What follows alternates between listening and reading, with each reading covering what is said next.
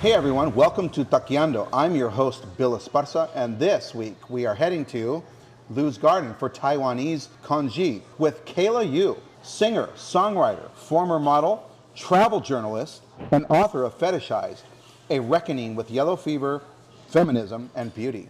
Hey Kaila. Hi. I've only had fancy congee, like chef-driven congee. Okay. I'm sure I had it. I went to Singapore many years ago for the World Street Food Congress, and I was there, and I definitely had it there, but Singapore is obviously not Taiwan, and this is a Taiwanese restaurant. Yeah. So why did you pick Lu's Garden? What is it you really like about this place? Well, I love, it's called biandang, so like the 3 plus rice kind of situation. And I would come here, I used to work here, I used to work in this area. Oh, okay. And then I would always come here for lunch, and you could just grab, you go to the hot plate counter, kind of like Panda Express, and you choose your items and put it in there. But that's a very popular way to order lunch in Taiwan. But I just love this place because each one of its, everything I've tried is delicious, just home style cooking. So right, because it's all about the sides, right? With the congee. So these, you're saying that you can trust anything in the steam trays here. I mean, that I've had. I think we're not ordering from the steam trays today, because we're just going to do sit down. Okay. But I think maybe it does come from the steam tray. Actually, I don't know. Yeah. So what are so if you're doing the 3-item to go, or you're doing the 3-item special here, what are the things you have to have in a Taiwanese congee? Well, for me, I love this fatty pork thing. I don't know what the dish is called, but it's just a fatty pork that's braised for like a long time till it's meltingly soft. Then there's like just this big piece of tofu and like this soy sauce kind of sauce. If you like bitter melon, that's like I did read, I did a little homework, but I stopped myself. But I did read that the bitter melon is the thing with Taiwanese congee. But that is an acquired taste if you don't like bitter melon. So this is the Acquired Taste Network. Okay, yes. I like that. And then the other things like this lion's mane thing, which is like... Yeah, it's a mushroom. No, it is that too, but here, and maybe I'm calling it the wrong name, but it's these green beans that are chopped up real small with black beans, and I don't know why it's called a lion's mane actually. Okay. It's nothing like that.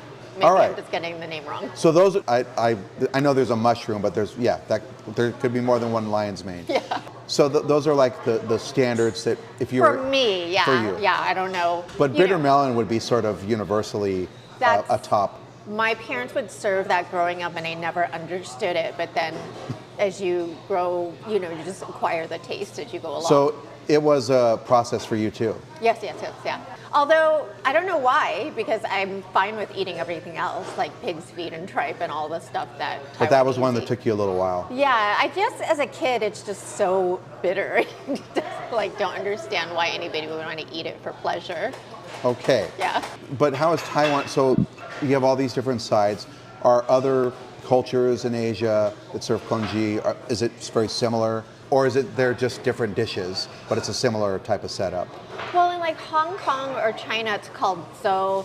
And I don't know if this is unique to Taiwan or not, but the one here is known for having this like sweet potato in it. So there's like the boiled rice with these big chunks of very soft sweet potato, and it's very delicious. What's popular is to go to dim sum and you get it. This is more Chinese than Taiwanese style, but you get it with like 1,000-year-old egg in it, or like chicken and other condiments. I'm not as familiar with, but I'm pretty sure Korea has their own version of it also.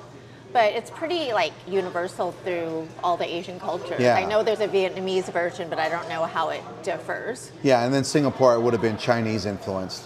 Yeah. Obviously, because there's a huge Chinese population there.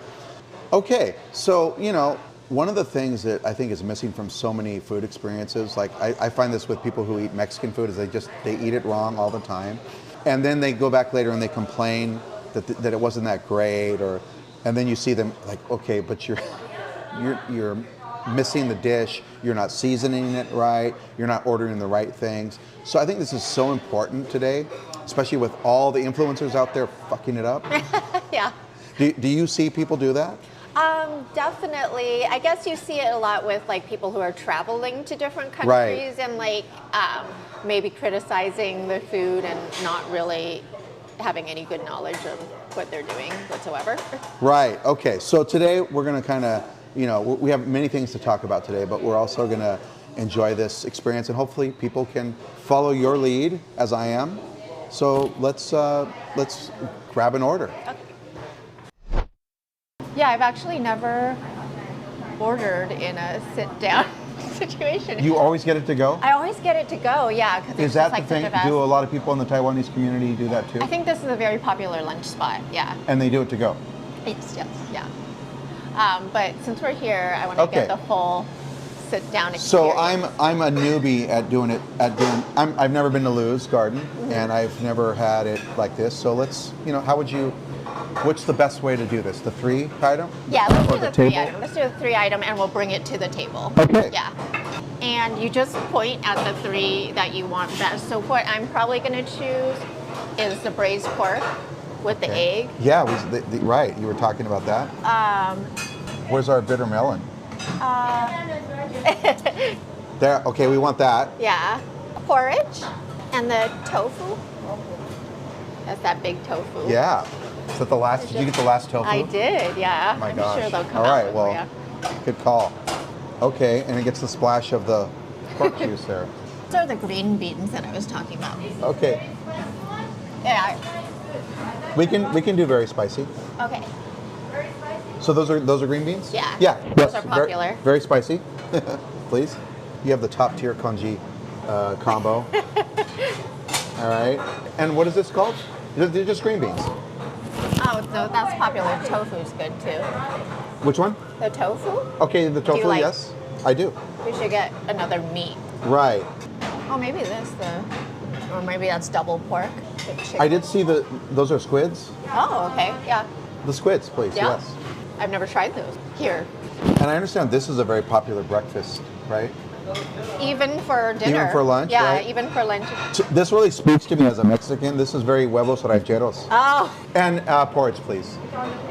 Okay. Oh, they took it over. All right. Okay. And that's it. That was not bad.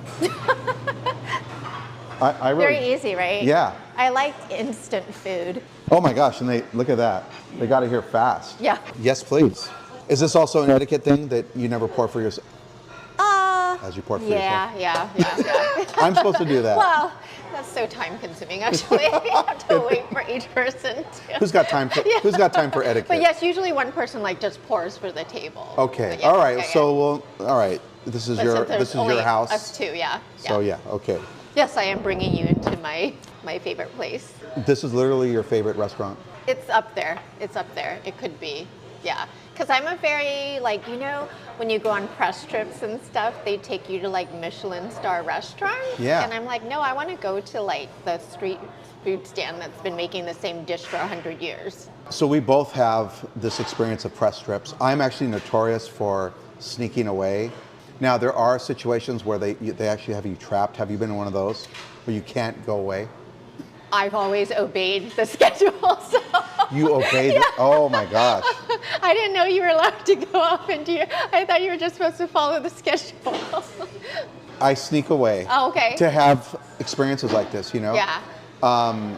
I did have one trip where I was at a tequila distillery and I could not leave the grounds. They were like security risk. Oh, well, literally. And I'm like, it's just because they didn't want to have any liability issues. It wasn't because the area was unsafe, but they literally. So what I did is I asked for an extra day. That's my other move. Yeah. So just give me, make my flight for the day after, and but they had to take me to the airport. They said we can't drop you off in town. Wait, what? This was in Guadalajara. Oh yeah. So they were like, we have to take you to the airport and drop you off at where we drop everybody else, and then you're free to go. Okay. I'm like, oh my God, this is intense, you know. But usually either it's late at night when they give you free time.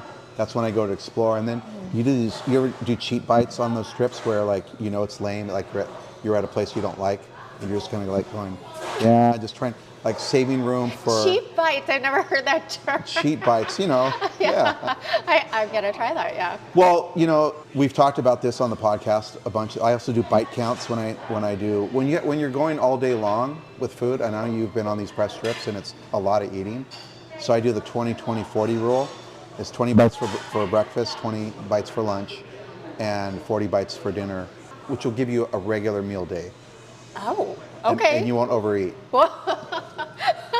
So the whole time you're enjoying your food and having a conversation, you're actually counting I'm your like, bites. yeah, that's really nice. 3, you know. You have a little notepad. You're like, I don't go that far. Oh, I okay. have before, but when you're in that situation, you just do it in your head. you know. okay, yeah. Okay, so what we order? You order tofu, bitter melon, and the pork belly with what kind of egg is this? It's just the Chinese steamed egg. They cook it in the same sauce alongside. Like you braise the pork, and then I think maybe 30 minutes before it's done, you stick in the eggs. And so it's specifically a Chinese dish. It's not a Taiwanese. Is it a Taiwanese egg or a Chinese egg? I mean, Taiwanese and Chinese, there's so much overlap. Because I feel like the braised pork is so present in Chinese food too. Right. But you would be able to call this a Taiwanese dish too. Even for you, it's complicated at times, right? Yeah, sometimes. Because it's also politically. Yes, yeah. So can we just say Taiwanese egg today? Yes. Okay, let's say Taiwanese egg. And Taiwan is a country. Yeah. Taiwan is a sovereign country, Yeah. yes. We recognize it. We recognize this egg. And then we have squid, and then more tofu. But this tofu We is love tofu. a different Or way. I love tofu. And spicy green beans. Yeah. She gave me that look. You know, I always have to Oh, you're like, I'm Mexican. I know. It's like we gave you the chiles. You got it from us. Was this your experience in Asia that, when I was in Singapore and Thailand, people didn't understand that the chiles came from Mexico? I don't think that's taught, no. Yeah. And also, do you know the names? Wait, did you like point it out to everybody and they were like, huh? Well, okay, so I had this ridiculous situation. So I was coming with La Guerrerense, this Mexican seafood vendor from Ensenada. I was basically a coordinator for the World Street Food Congress in Singapore with them. And they were calling me and asking me all these questions. They said, well, we want to talk to you about our chilies, you know. And I was looking up Singapore and they didn't have a lot of different kinds of, I'm like, you guys don't even have that many chiles. And I'm like, she's got more in her garden than your whole country. And so finally I just said, you know, we're Mexican. They understand what to do. Don't worry about it. When they get there, they're going to taste your chiles and they're going to figure it out. And when I got there, I actually was talking to the woman who had been sending me all these ridiculous emails. And I said, do you know the chiles are from Mexico? And she's like, no, these are Singaporean.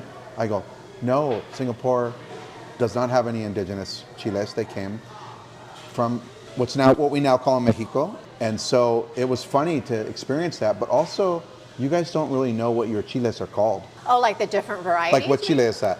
Red chili. The red one. Exactly. Wait, what is it? Well, for us, we are like, that's serrano, that's Okay, jalapeno, that's chilhuacle. You know, we have names for every chile, but in Asia, you guys are just like, that's the red one, the green one. Yeah. That's the one you use for this. Yeah. And so it's sort of like this, you don't have this really deep connection to your chiles. I mean, if you put the name there, then you could obviously like see its origins, right? Because it's Right. Yeah. It's like on the farm, you don't name the pig Yeah. because you're just going to eat it. Yeah. But in Mexico, we give it a name. We have all kinds of we have even regional names for them. Oh wow. Yeah, it's very connected. Oh. Okay. The world has been supplied, and nobody knows. And and you know what? It's okay. It's okay. But yes, I do have to say to a lot of, when I go to Thai restaurants, I'm like, I'm Mexican, you can give me the spice. It's okay. Wait, do they always? Yeah. They're like, are you sure? I'm like, I'm. Like, I gave you the chilies. Okay, so. Okay, so we start with the porridge, and I'll just serve because I Oh, know. yeah. I like how they give like a generous amount, like for 4 people actually, right? Oh, yeah, really. That's the order for 2? Yeah. I like that it's small bowls, so you just kind of keep on. Refilling as you. So it doesn't get tainted by all the sauces and everything, right? Is that the idea? I never even considered that. Yeah, God. these are just what the bowls are sized. Yeah. Yeah, these are the bowls we would eat with at home. Okay. Yeah, that makes sense to keep the rice fresh and unoversauced. Right. Well, like in Brazil, they serve beer in small cups, small glasses, because they want it cold. So you drink it real quick. It takes like a few sips, and then you refill it, and they keep them in Interesting. insulation. Yeah, that makes insulated containers. That does make more sense. So this is like that Brazilian beer concept. Yeah, okay. So I put a little squid in there, and I eat that, and then fresh congee for... Fresh congee for each bite. Right. And did you do a little wrap on your... Oh, no. No, you just crumbled it. Yeah, no special wrap. Chopsticks on people, chopsticks on the napkin. I'm not doing everything. Wait, is that a thing? Well, we want to do the right things with chopsticks, right? I will say I was at dinner the other night, or like a month ago, and somebody, like people do that, because you know how they say in the videos, like, don't ever do this with your chopsticks, like stick it in the rice. And I was like, who would do that? And then I've been with 2 people who did that. So. People do it. Yeah. Yeah. It's such a strange thing to do. Yeah, and there's a lot of people that... Because you don't stick your fork in your bowl. Like, no. Why would you do that? Right. These people are uncouth. Yeah. Okay, so we're going to start. So what's your first bite always? The pork. You go with the pork. Yeah. Okay. And then feel free to grab... Pork meat. Pork. And maybe a little egg. Yes. Oh, good technique. That's amazing you got that on the first shot with a plastic spoon. It's a strong spoon. Yeah. And you have to try some bitter melon. Okay. All right. And then start with that so we don't overpile your plate. Okay. Yeah. Well, I'm excited because, like I said, I've only had Fancy Chef congee, and I remember it vaguely in Singapore. So it wasn't memorable. Well, I had so many dishes. Yeah. You know, and congee was not among the standouts. I mean, I had so many great things that. There was a porridge and puffs, which I never ate there. That's wonderful. I feel like the pork's a little not fresh, not the freshest, but still good. For you, what's wrong with this pork? I feel like it's maybe just been sitting on the hot plate a little longer. So you think it's a little less tender than it usually is? Less. A little chewier. It's a little chewier. Because it's often meltingly soft. Yeah, but you know, I aspire to be a vegetarian because I love animals so much, but I think this dish makes it hard for me to ever really, it's so sad because pigs are the smartest. I know, I do. Somebody asked me the other day about something, and I said I was a pacifist, you know. But I'm a pacifist that will defend myself or defend people that are I care about. It's not like I'm not Amish, you know, but I don't watch boxing, I don't watch football. Yeah. I don't want to... Oh, wow, football. I don't want to pay to see somebody get... I do find, like, personally, brain damage. Yeah, like, boxing strange and, like... It's weird that we're paying people to ruin their lives. I mean, I'm not a blood sport person, but they were like, but you eat animals. I'm like, yeah, shut up. Okay, but... Aren't they so tasty? I watch a lot of clips with animals eating each other, and it... Yeah, you're like, it's worse out there in the wild. It makes me feel better. Yeah. At least they're not getting eaten alive. Well, I just remember when I was scuba diving, I saw an octopus rip apart a lobster. Oh, really? And I thought, you know, look at that savagery. And it just took a bite and swam off. And I'm like, you know, we actually do a nice presentation. It's almost like a funeral. Took a bite and right. So we're doing better than the octopus, you know, at least. Or like tell the octopus it's expensive. Yeah. I did stop eating octopus though. I'll eat it if it's like already on the table, but I won't order it. That's like my... Yeah. Because of the octopus teacher. No, I know people that are selective about their kills. Yeah. But I always wondered, because you hear that a lot of the people who watch the octopus teacher stop eating octopus, and I'm like, how many people did that movie stop? Like, did it hurt the octopus industry? That one's tough in Mexican culture because for mariscos, it's so much a part of our diet. I think a lot of cultures eat octopus, obviously. But, yeah. But I feel like it's every time you have a seafood cocktail or a tostada, there's some octopus in there. Yeah, I do think about it. Is this an all-day experience? Like you could order it. Yeah, it's open. Well, I know some things change when they cross, the ocean. But if we were in Taiwan, would this be a breakfast spot, or would it be a lunch spot, or it would be more a lunch spot, I think. But also, there's no real difference between lunch and dinner. I hear you might eat like a sandwich for lunch, and then like a steak and potatoes for dinner or something. I'm just making this up, but you could eat this for both lunch and dinner. Yeah. Yeah. You just did like the 50s American dinner. It's like nobody's eating dinner like that. Yeah. A baked potato with chives. Yeah. Right. Yeah. American, all American dinner. Yeah, I think that's one of the things that's like Mexican food in Los Angeles. Birria at night is such a weird thing because it doesn't exist in Mexico. But here you go to places that are doing it in the evenings and sit-down restaurants that do it all day. And so that's strictly a lunch food? It's a breakfast. A breakfast It's food. breakfast. Oh, okay. And matter of fact, it's early breakfast. It's like, 5 a.m., 6 a.m., 7 a.m. start time, maybe 8 some places. But by 1, all the birria spots in Tijuana and Jalisco are done. I don't think anyone's eating it for breakfast here, right? People are doing it like sitting down and having dinner. Yeah. So do you find a lot of that in Taiwanese cuisine here? That people are... Because like dim sum's that kind of food where it's very scheduled. But right. I guess you can go to... You can go to dim sum for dinner. Dim sum, yeah. But if you're here in San Gabriel, it's from 10 to 2. And if you like sleep in on Sunday, you're like, oh no, I missed dim sum time. Because they don't generally serve it after. Right. And I prefer the push cart places, so yeah, they would definitely close at 2. So what's your spot? What's your top dim sum? I think like the highest quality that most people will like is Lunasia, but they don't have the push carts. NBC, I think it's called at the Atlantic Plaza. That's my go-to. But yeah, so many of them have closed, so. Okay. So for you, it's all about the service experience. I just like instant food. Like this. Maybe this is why I like this place so much. Like, I don't want to wait. Yeah. Korean barbecue is instant food. Yeah, I'm with you. I'm Mexican. We're a country of instant foods. Like you walk up and I want this, and it's boom, it's in your hand. I don't want to wait. Right? Yeah, we don't want to wait. I like buffets for that same reason.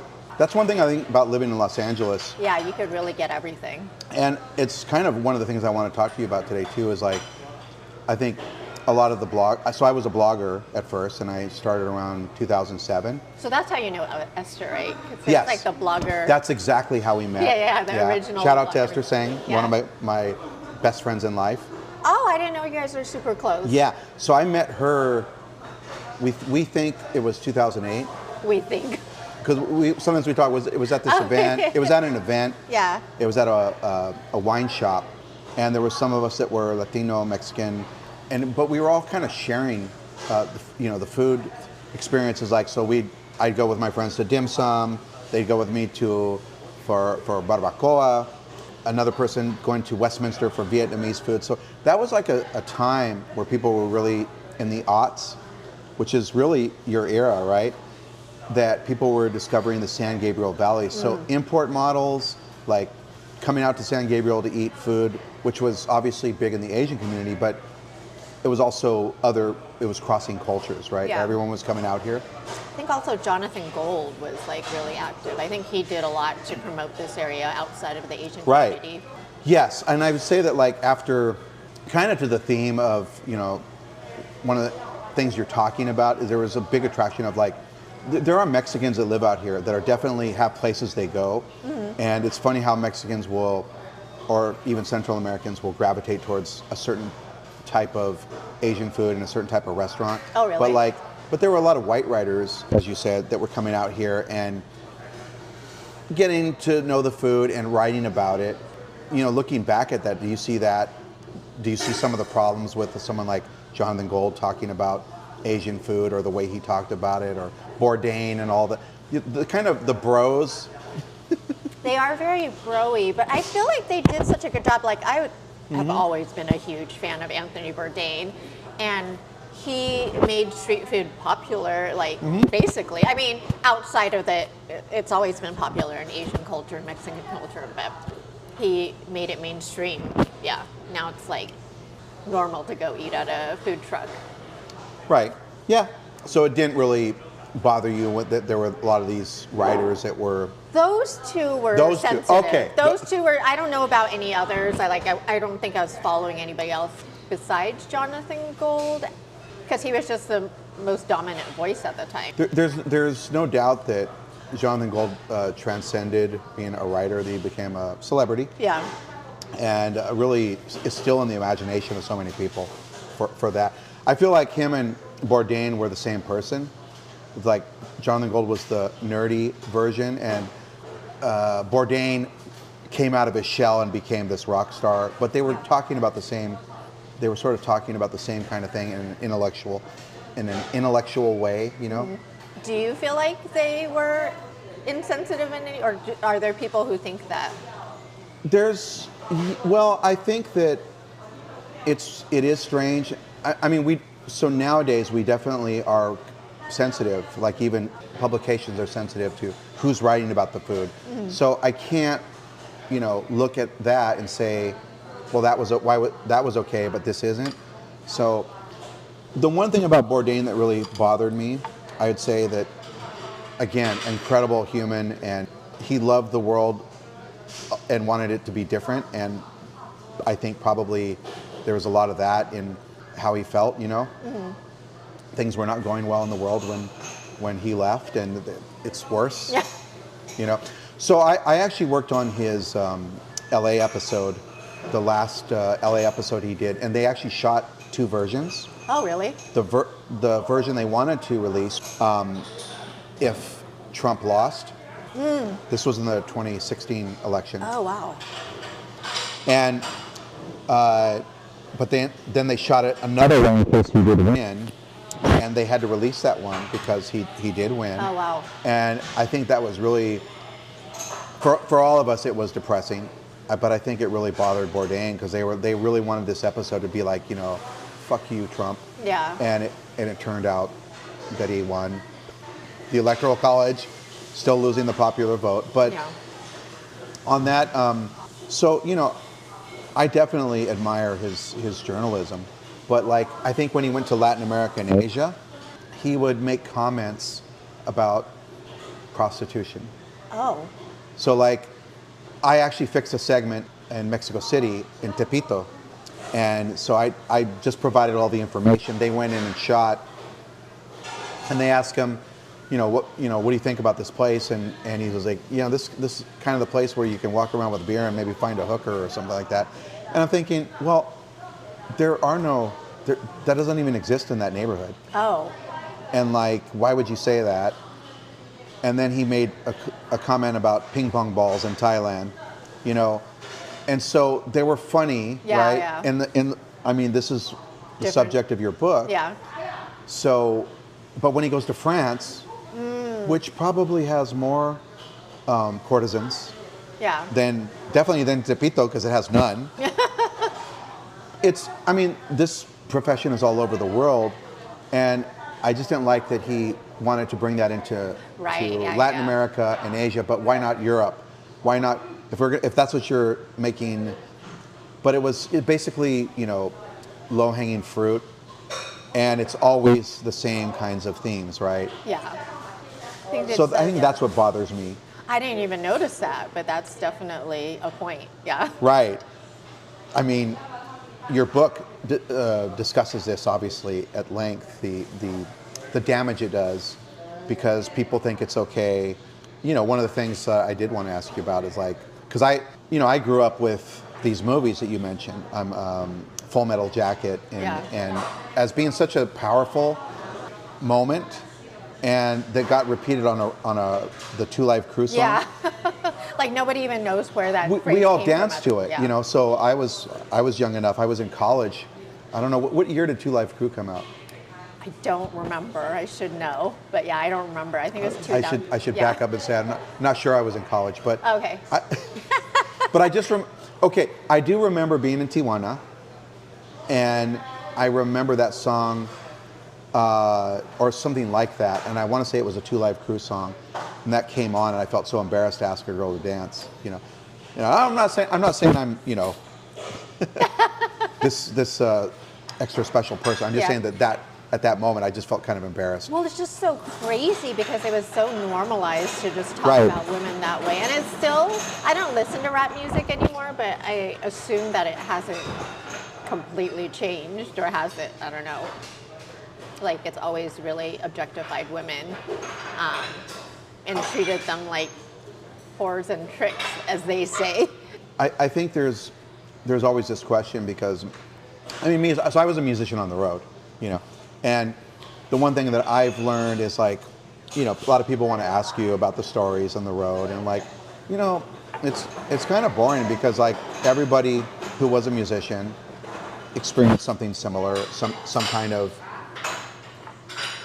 love life on the road, but like to talk about that as sort of a point of pride, I think is something that I grew out of. Mm-hmm. You know, I did it when I was younger, mm-hmm. and I was always like, oh, you know, but who am I trying to impress? You know, and it's other guys. That's like that culture that comes in all these things we're talking about in music, in literature, in movies, in the way men talk when we're just around men. Yeah. Locker room talk, as they say. And I did, you know, and again, I'm not saying that I'm some sort of highly evolved person. I can see an attractive woman, but also not be creepy about it. Yeah. Not yell at her or like grab her ass. Right. Definitely not. Very strange. Definitely not that. Very strange things to do. Like just like being a woman walking through a nightclub and having to deal with that, and then these men are getting off on this or something. Like it just seems very strange. It's a cyclical behavior that I can say that this comes from, you know, when you're a young man, you get these messages from older guys, family, older dudes in the neighborhood that are always basically calling you out for not having experiences, or and you know, on the road it was like that too. But wow. But you know, the one thing about all that is it was very much like, you know, you would meet people, and it would be people that wanted to meet you, and there was no power position other than the fact that you were on stage, but you're a side man. You're not side man. You know, you're not the rock star. You're just like some lowly saxophone player, you know. But I think that, like I said, I think that that's the part that your book really addresses, is like, how much of this are we all participating in? Mm-hmm. And so you have a lot of, you know, emotions and feelings about your modeling days, which obviously probably was a lot of fun. I mean, what was that like in the aughts when you were coming out here, and also it was like there was all kinds of things happening. It was music. It was like Asian culture was really rising, but not always in the best ways. And I kind of go back to the 90s when I was playing in this Tex-Mex band with the matching shirts, like in my early 20s, and I think right out of college, like for a summer I did that, and we played lowrider car shows, and they would have the girls, yeah, the girls there, and they would have the models. They would have it was hard bodies contest. Oh. But it always ended up being like a wet t-shirt contest. Oh my God, yeah. And so we were playing, you know, so I was around that, and there was a lot of the Mexican models. But the one thing that I saw that going from the Mexican models that were on the lowrider magazines, that they weren't credited, like you didn't see their names on the cover. And then was it kind of the same way when you were an import model, that you sold the body but didn't help you promote yourself? Or that's such an interesting comparison, because I would think that the Mexican community would have the same limited portrayals. So what happened in the Asian community is that we had so much limited portrayals on television and movies that we made the people in the import scene our celebrities. Mm-hmm. So the racers, the models. So the models were known on a first name basis. And then the people who were doing the wet t-shirt contest, those were the wannabes, not like they weren't any kind of legitimate models, but sometimes they get conflated with the same thing. But the models were like shooting more magazine covers. Yeah. And it was like a lot of fun because you were 20 years old and they're paying you thousands of dollars to tour the country. And then it started to be like the world, because it started to be Australia, Canada. So yeah, that part, the traveling, was very fun. Right. So my connection to the import model scene was I was playing on a show, Al Día con Maria Conchita. And you know the actress Maria Conchita Alonso? Mm-hmm. So she had a talk show on Telemundo. I think it's Telemundo. And I think we lasted a season. But it was a lot of fun. And she had a lot of different guests. And one of them was Ali Baguette. Oh, wow. Okay. Which I know you did a whole thing about. Yes. And I'm also wondering, where the hell is she? A lot of those import models just disappear from like the earth. I mean, obviously people get older and have families, but most people still have like a Facebook page or something. Yeah, she's got models nothing. just like disappear. Because I do these like TikToks saying, what happened to so-and-so? Yeah. And I go through all the import models, and most, like half of them is like, I don't know what happened to them, actually. They have disappeared from the internet. But like, I think it speaks to the fact that the industry didn't provide a lot of avenues for these women who were talented and weren't just models. But like, so I got to know Ali Baguette a little bit. She was married to some guy at the time. And so I hung out, they were living in Venice, and I went to their place, and she gave me a copy of her Playboy book of lingerie, and you know, we went out to eat a few times, and then they got divorced, and I didn't really see her anymore, but it's fascinating that someone that was such a big name, and there's so many models that you know that just, you know, didn't really transition into. But it's not even that, like even if they just decided to have a regular home life, you think they would just still have social media and reminisce about times, but I feel like they're almost like embarrassed of that time period. Do you feel, from your own experience and your own personal experience, that that's a lot of it, is that people just, it's hard to accept what was going on and all the things that they probably went through during that time? For me, I don't care, obviously, because I'm out there. But yes, I can imagine that perhaps other people had traumatic experiences that made them leave the scene, and they just didn't wanted to forget about it all together. Yeah, but there's also the like one girl that I had featured on a video, who I'm Instagram friends with. She asked me very politely to take the video down because, like, not that her husband wasn't aware of it, but she's just like, oh, just kind of progressed beyond that. Right. Like, I'm a mom or whatever. So there is that for sure. Right. Your book covers so many areas, but the one thing I've really had a question about, and I even talked to Esther about this, like, you know, all the sort of like the mukbang stuff. I also find there's a lot of Asian women and like that are very pretty, that are doing all these mukbang things. Is there any crossover into the food world with fetishization? I've never encountered it there or like considered. I'm sure they have creepy dudes that are following, like making fetishy comments. But yeah, I mean, it's the same with K-pop. Is fetishization crossing over as much? I feel like we've progressed a lot since the time period I'm writing about. Right. So there's so many more representations of Asian women. Like when I was growing up, it was just Memoirs of a Geisha and like Full Metal. That's all. Yeah. So then, in some way, you couldn't fault Westerners for thinking Asian women were like this because they didn't see anything else. But now with K-pop and all these other media, you see so many multifaceted representations of Asian women. You shouldn't be fetishizing them anymore, but I guess it still happens with middle-aged men mostly.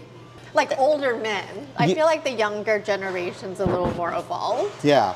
Well, Esther was talking about this stuff a long time ago. She had experiences with, you know, specifically white men. And she was telling me about this thing, well, you know, if I'm going to date somebody and he's white, I'm going to ask him how many Asian girlfriends he's had. And I'm like, oh my God. And it sort of really made me look around and I see, I have friends that, I'm like, have all their girlfriends been Asian? Like, I think so. Oh my God. Like, I didn't realize that I knew so many of these people. And, but. The funny thing upon writing my memoir is like, every single white person who hears about the book's like, I know a guy. Like, oh, my brother. It was not like uncommon.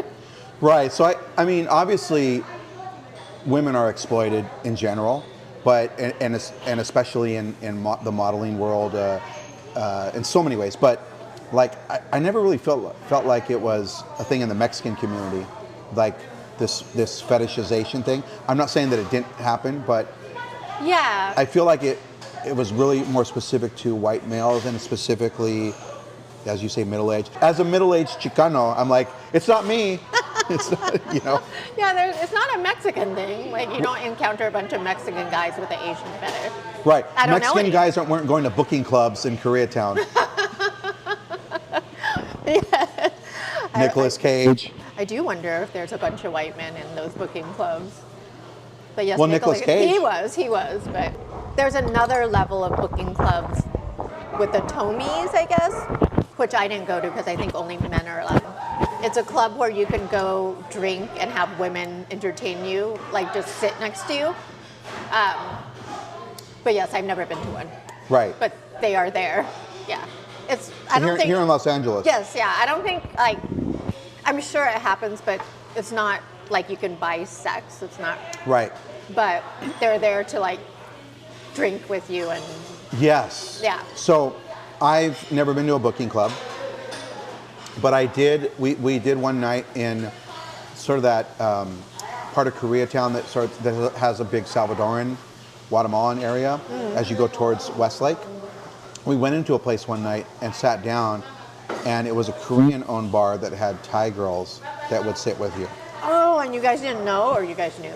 Well, no, we were like, what's this place? It was like, what's this place? Because it was one of those, funny-looking places. Like, this doesn't seem like a restaurant, so we just came in and we did sit down and have a drink, and then realized, oh wow, this is crazy that this is here in LA. I had never heard of it before, Yeah. But yes, it didn't seem a place where, like you said, you could procure sex. Yeah. But it seemed like it's just you're paying people to hang out with you. Which is so strange too, like very, very strange. Like. So okay, so you don't see it really in the food world at all. Again, it's my own curiosity after so many conversations about this with Esther and like really educating me about the whole fetishizing of Asian women. So what is the real difference between a white male? When you say white male, Mexicans were innocent mostly. Well, the thing is, we're guilty of a bunch of other things. Because like there are like black men who prefer Asian women too, but there's not the colonization aspect to right. it. So yes, exactly. Right. So like, that's the key. The power like dynamics. Oh yeah, Mexicans, we have no power. So it's like totally different. Right. So it is primarily a white man thing in the end. Yeah, and then like when you talk about import models too, it's like and the lack of representation. Latinos and Asians are in the same boat. Yeah. I feel like Asians have been more successful, even in movies and certainly in mainstream music recently. Like K-pop is monstrous right now. Yeah. But like that's a whole separate episode, folks. Okay, yeah. I would say you guys. Wait, do you count J-Lo? Well, the thing is, like, okay, Selena was so successful, right? Yeah. And the studios thought it was not going to do well. And after that huge success of that and La Bamba, we got nothing. So it's always like starting over and over again. Mm-hmm. But yeah, I'm not, I don't want to make a competition. No, it's not a competition. But I feel like, well, in the food world, I think there are a lot more Asian chefs that are prominent, and that I see at food festivals and events. There are a lot of Then Asian I see chefs actual at the Mexican moment, chefs. A lot of times they send that white guy out to represent Mexico. Yeah. You know who I'm talking about. Yeah. We've talked about him too much, so we're not going to talk about him today.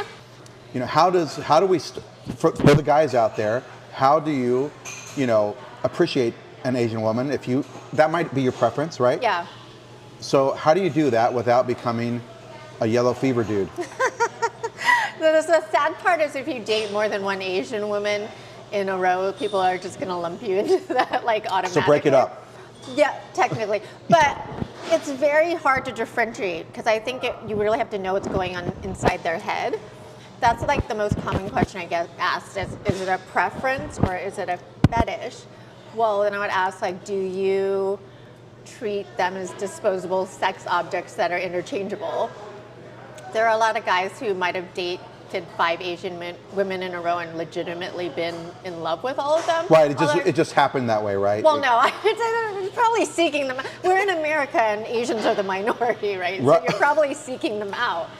They're hanging out in the San Gabriel Valley. In the San Gabriel They're going to Luz Garden. They're only swiping. Right. Yeah. Asian only set on Hinge or whatever. Right. But I know guys who have dated multiple Asian women, they seem like they were legitimately in love with each of them. And they treated them respectfully and, Yeah. and didn't have a power dynamic, as, Yeah. you're saying. But there is a class of men who date Asian women because they like the submissiveness that they imagine. Right. And then some men will even, there was like this viral video by this like 60-year-old white guy, and he was like, oh yeah, the Asian girls here are no good. You have to go to Asia, because the Asian girls are too Americanized. They're like, Oh no. So that's that's a that red guy. flag. Yeah. And he literally says in the video, like, yeah, if you go to like Asia, you could get a way hotter woman than you can get here. And that's only because they're like going to a third world country and they're like, you know, wealth disparity. Right. They've upped their Income bracket. Yeah. by crossing getting Yeah. on a plane. what we call passport bros. Yes, passport bros or losers back home, they call them. Yeah. Passport bros, losers back home. Yeah. But he literally says in the video, yeah, you know, you're going to find this hot young Asian girl. She's going to leave you in 4 or 5 years, 3, 4 years, but you'll get another one. It's okay. Right. Yeah, so just that kind of attitude. Yeah. Okay. So Right. So like you said, it's very complex, and we don't know what's going on in someone's head, but we kind of do. I mean, like Esther says, I think if the typical Asian girl hears they dated a bunch of Asian girls, it's like kind of a major, red flag. But it's funny that you and Esther's like talked about this. Yes, Esther has schooled me, educated me. Yeah. She's like, you need to know.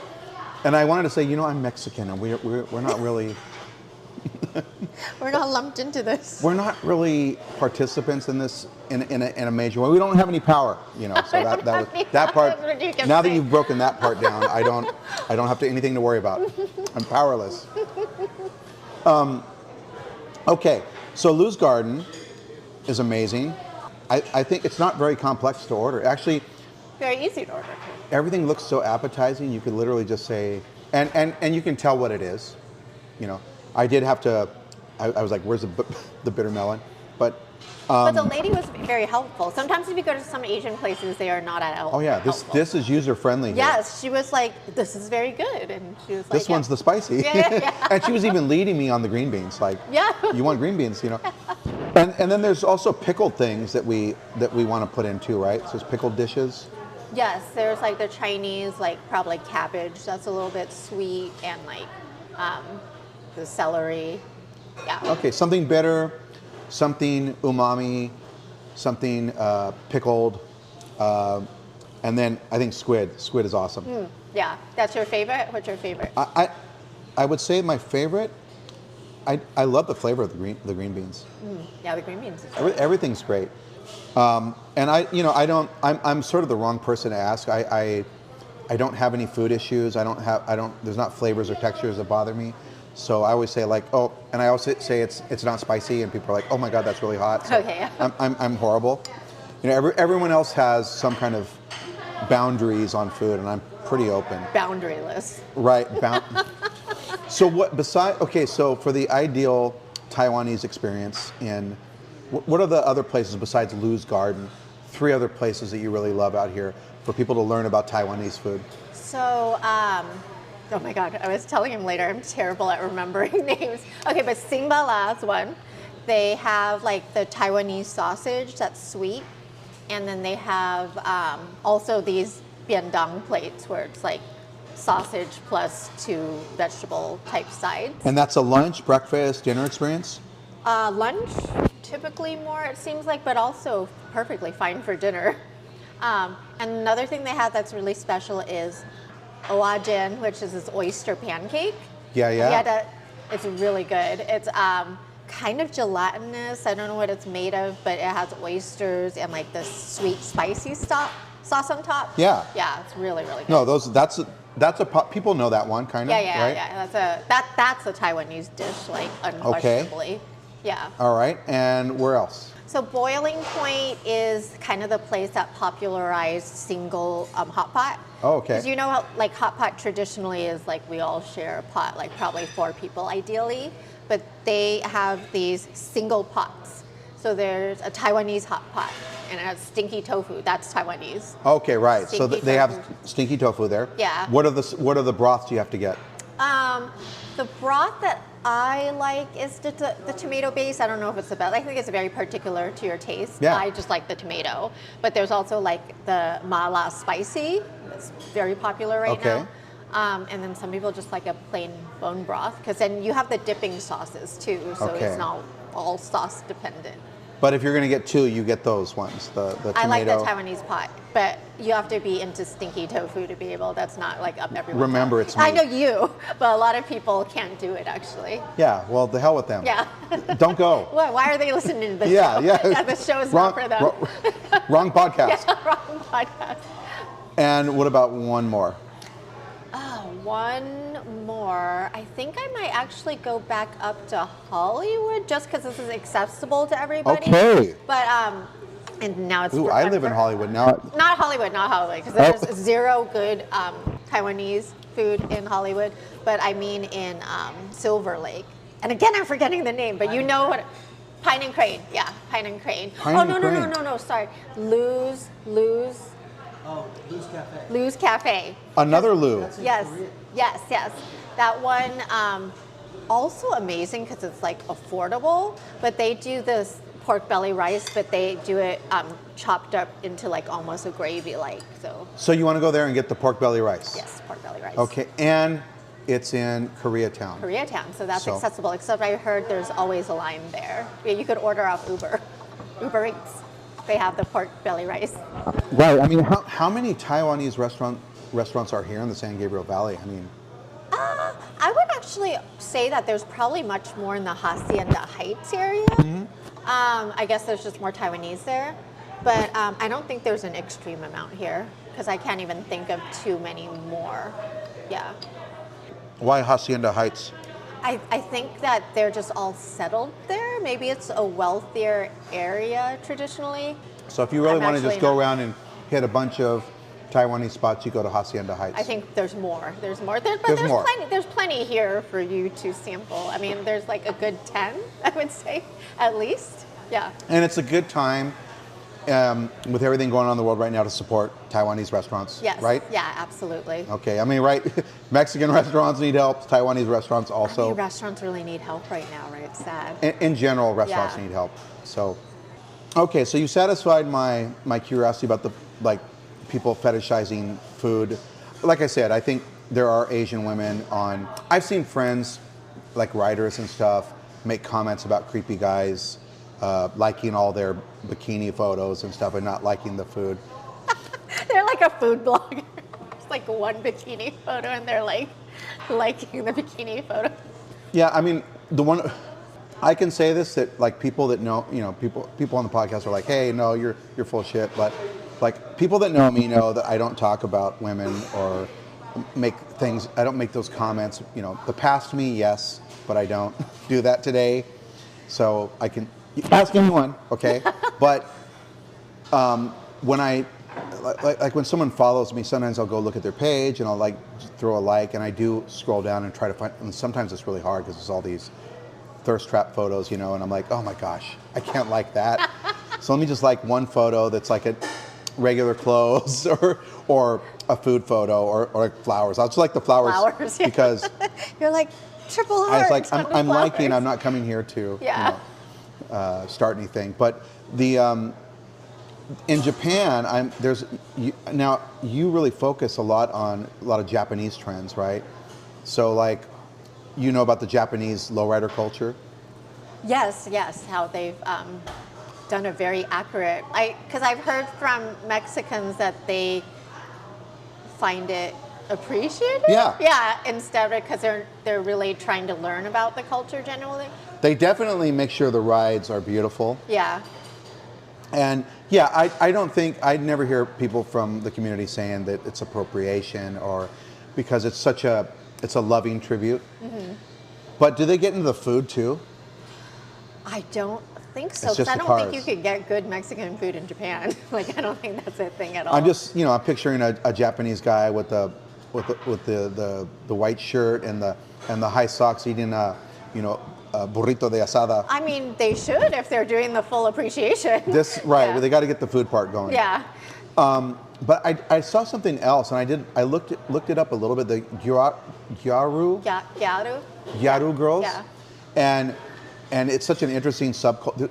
Japan. Why does Japan have so many subcultures? That is a good question. I mean, Japan is a highly repressed country. Okay, so that's always the answer. We're going with that. Yeah. It's repressed. People expressing themselves. It's rebellion, right? Yeah, because I think there's like very little individuality allowed in like your personal life.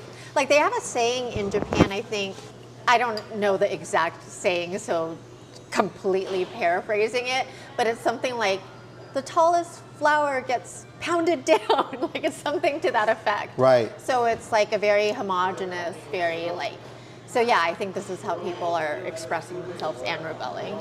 Yeah, I mean, I do have experience. I was on tour there 3 times, and once I was there for like 2 weeks. I played New Year's Eve in Tokyo at the Blue Note for when it turned 2000, and so we were there for weeks. Just going all over Japan, and that was my first trip ever. And I do remember the cultures. And back then, Spice Girls were really popular. So there were all these Japanese women dressed like Spice Girls. Oh, wow. And I think that trend's obviously gone now. Yeah. But they were in the platform. I was like, oh my God, so Spice Girls everywhere. But watching I did a deep dive on your reels, and a lot of I love all the tributes. It's wonderful, all the tributes you're doing to import models. But this Gyaru culture, I did read a little bit about it, and it's something tied into fast food. Like they like to go to fast food restaurants. Well, they're very materialist and consumerist, Right. so they really like brands. They really like, they're consumers. Yeah, there's a little bit of crossover with Gyarus, I believe, and there was this controversy, and I'm forgetting what it's called because I'm a terrible rememberer of names, but there's like this culture in Japan where you can pay underage girls for stuff. And I think it was a gyaru that it would kind of, hopefully I'm not getting this wrong, but I think like Right. there's some crossover with that. Yeah. But Yeah, because there was actually a restaurant for a while that closed, where all the servers and staff were Gyaru, Oh, I didn't even know that. Yeah. and it's now closed. And then I was looking at some stuff on Instagram about going to fast food places, and which is weird because that doesn't fit with designer brands and luxury. But it just reminded me like this is like what in terms of food, like what the Kardashians think is luxury, like pizza. They like their box salads. Yeah, I just would like to see more in these subcultures, more food. Cool Yeah, food there's stuff, but very little food. I mean, but Japan's such a food country. Right, so obsessively with food, but there's So- no food in these subcultures. Yes, that's ever. so they're rebelling against the cool food. Yeah. Also. They're like, we don't eat in these subcultures. So we want to encourage people to read Fetishize. It's really important. You're really telling a story that I think puts a final note on everything that's happened and how we go forward. And again, it's really about how Asians should be represented in society. And it's a brave book. As you said, you've been willing to talk about these things where a lot of models have turned away from it or kind of pushing it to under the rug. But people need to get this book, okay? What is the overall message you want people to get from reading your book about how we do better, and specifically how we treat Asian women better in society? I would just say that fetishization isn't harmless, because usually, like, even for me growing up, it was like, oh, that creepy guy, like, ugh. Yeah. But it was like not thinking it was anything that serious. And then a lot of the men will say like, what? We like you. It's a compliment. You Right. know? But in my book, I think I proved that it comes from colonization and rape and war, and it often ends in real life violence. So we can't like just downplay it all the time. Right. But I was going to say, on a more fun note, it's kind of a love letter. My editor calls it a love letter to 2000s Asian American SoCal culture. So it's like very nostalgic if you're into the 2000s. Yeah, I mean, it's the era of MySpace, Yeah. and because there were, as you talked about this, and I remember it too. I mean, I feel like I was there for it. So I mean, your book talks about it, but I lived it, and I saw all these Asian models, and oh my gosh, this Tila Tequila Yeah. and her whole disaster of Oh my God, What- that was a wild time. right, that Like, was what happened. What an arc, right? Yeah, what a arc. Yeah. And I think she's kind of flamed out at this point, huh? She's still talking about stuff about like conspiracy theories and other strange things. So she's still there. She's still there. We're just not noticing. Is she now? I think she's on YouTube still posting stuff. Right. Yeah. Because she was more involved in the first administration stuff, like The first administration. with the Richard Spencer and. Yeah, I don't know. Like she was definitely had a white supremacist moment where she was like going to the conventions. and Yeah, stuff. she's hanging out. But she posted a photo, I think, where she was doing the The salute. The salute. The salute. And Doing a Musk. I don't know if she's changed her mind on that. She's talking about it less, so maybe she's distanced herself from that movement. Yeah, but I agree. It's a great. It was a great time, and I think really Los Angeles too, because it's when we got to know the San Gabriel Valley. Yeah. That's like the wonder. I mean, as a food person, obviously that's that was the side I was following, but it does make me, especially now that like social media. I read somebody say, I would really like to check in on my neighbor and see, what their baby shower is like without like contributing to fascism. Like MySpace was an innocent social media. It was so innocent. Yeah, there's a meme out there about like Tom just wanted people to be friends and like to Right. play good music, but nowadays people like Yeah, there was nothing political on They're it, like- and Friendster. Yes, yeah, Friends.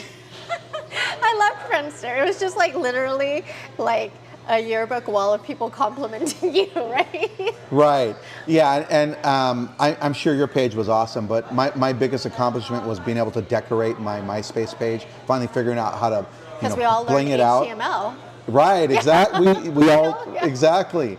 And so yeah, it is a great time for Asian Americans, and now who are now in a much more better status overall. Mm-hmm. So read the book. It's not all, there's pain, but there's also pleasure and happiness and joy and all that By the way, stuff. now that we talk about it, was it really a much simpler time? Like it seems like there was less horrible stuff happening. Yeah. Right? Yeah. I mean, I would say that I miss the days when I didn't have to think about my politician every day. Yeah. Like I could just wake up and live. Yeah. I want boring presidents. People are like Sleepy Joe. I'm like, yeah, let's have some of that, more of that shit. Yeah. Because I woke up on a Sunday and didn't worry. My neighbors didn't worry. Yeah. People weren't tackling us. Yeah. So I miss that, and I definitely, even though things were tough during the Bush years, internationally, domestically, we didn't experience. I mean, that's a whole other story. But Yeah. domestically, we didn't experience what we're going through now. So yes, MySpace. It was a time Bring of back MySpace. great, It'll solve everything. Fast and Furious, and people need to look for you in the Fast and Furious. It's a great scene. Oh yeah, blink and you'll miss it. Blink and you'll miss it. Yeah, I'm in a Mark Anthony video, and Oh, really? I got less screen time than you. Wait, what were you doing? Like dancing? I'm playing saxophone, Oh, okay. and That makes sense. Oh, I don't know. I have to freeze it for my friends. It's like so ridiculous. But thank you for bringing me to this place. This is now on the roster. I'm going to recommend it. So I'll credit you. Okay. But thank you, Kaila, for this talk and for this wonderful dining experience. And people need to watch this to learn how to do congee properly. Yes. And 3-item biendangs. And you can do it sitting down. You don't have to get it Yes, to so go. you don't have to get it to go, but it's also very conveniently available to go. Right. Yeah. Or Taiwanese style, just to go. Yeah. Well, thank you. Thank you. Thank you for tuning in to the Taqueando podcast this week. And be sure to tune in next week for another episode. And please leave us a rating or review wherever you listen to your podcasts.